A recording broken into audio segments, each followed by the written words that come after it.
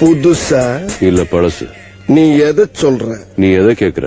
நான் ஒன்ன கேட்டேன். நான் ட்ரெஸ் நினைச்சேன். Dress பழசுங்கிறது நான் 10 அடி தூரத்துல இருந்து வரும்போதே தெரியுது. நீ புதுசுதானே? ஆமா. அதிகாரி வர்றப்ப ஷலிட் பண்ணணும்னு உனக்கு ட்ரைனிங்ல சொல்லி தரலையா? எங்க எங்க? ஏய் மிஸ்டர், அதிகாரின்னு சொன்னது என்னத்தான்? பில்டிங் ஸ்ட்ராங்கு, பேஸ் மட்டும் கொஞ்சம் வீக். காண்டி எல்லாம் சூனா பானா காத்திருக்க வேண்டியதாகி போச்சு.